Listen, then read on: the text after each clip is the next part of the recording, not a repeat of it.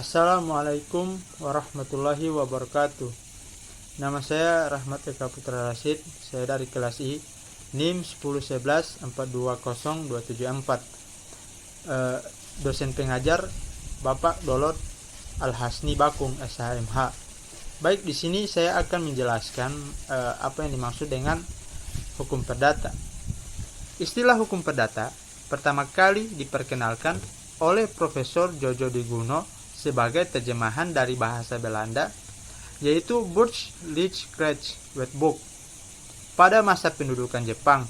Di samping itu, sinonim hukum perdata adalah civil rights dan private rights.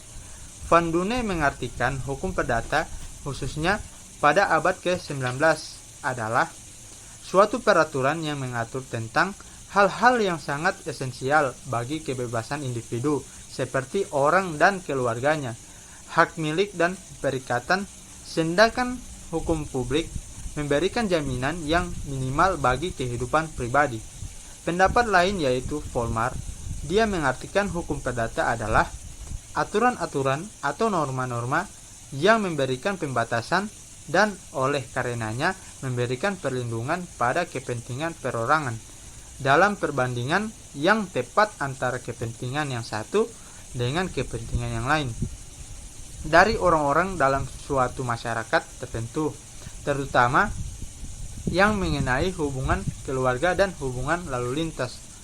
Dengan demikian, dapat dikatakan bahwa pengertian hukum perdata yang dipaparkan para ahli di atas, kajian utamanya pada pengaturan tentang perlindungan antara orang yang satu dengan orang yang lain.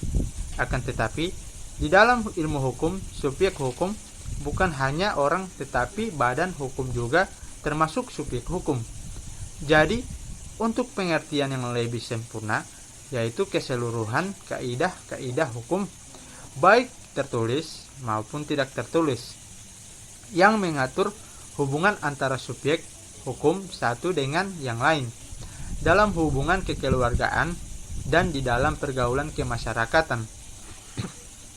Arti luas hukum perdata dalam arti luas adalah bahan hukum sebagaimana tertera dalam Kitab Undang-Undang Hukum Perdata, yaitu segala hukum pokok yang mengatur kepentingan perorangan, dan juga Kitab Undang-Undang Hukum Dagang Wetboek van Koppen L, beserta sejumlah undang-undang yang disebut undang-undang tambahan lainnya seperti peraturan yang ada dalam KUH Perdata, KUHD, serta sejumlah undang-undang tambahan, yaitu undang-undang pasar modal, undang-undang tentang PT dan sebagainya.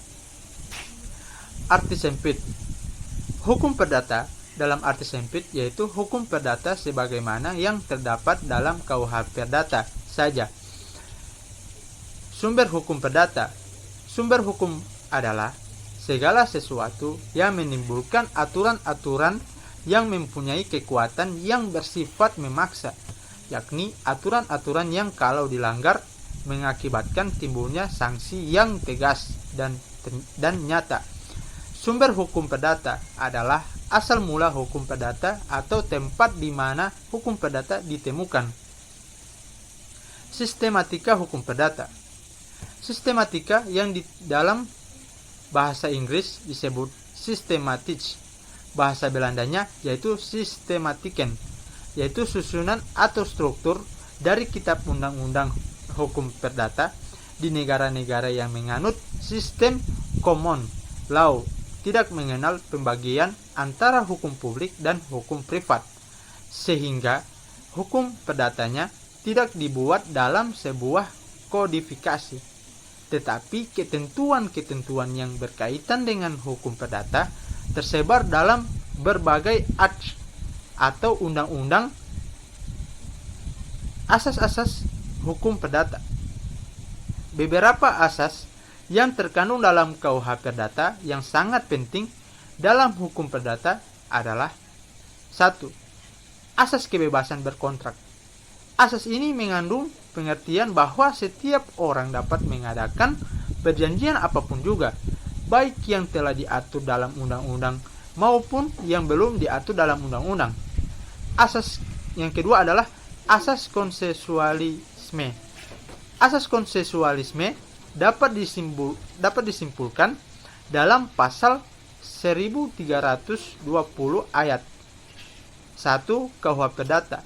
Pada pasal tersebut ditentukan bahwa salah satu syarat sahnya perjanjian adalah adanya kata kesepakatan antara kedua belah pihak.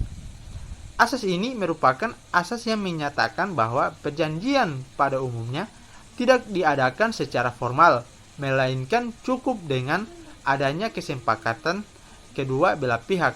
Kesepakatan adalah persesuaian antara kehendak dan pernyataan yang dibuat oleh kedua belah pihak. Yang ketiga, asas kepercayaan.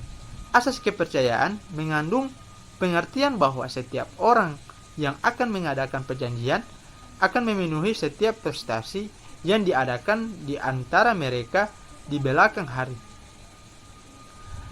Kesimpulan, hukum perdata adalah hukum yang mengatur hubungan antar individu dalam pergaulan masyarakat. Sedangkan hukum perdata material adalah menerangkan perbuatan apa yang dapat dihukum serta hukuman apa yang dapat dijatuhkan.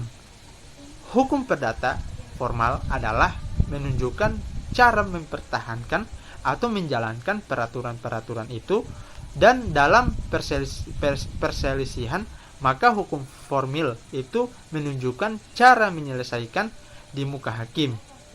Dalam hukum perdata juga ada asas-asas dan juga sumber-sumber hukum.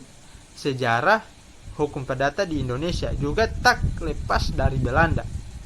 Cukup sekian atas perhatiannya. Saya ucapkan terima kasih. Wassalamualaikum warahmatullahi wabarakatuh.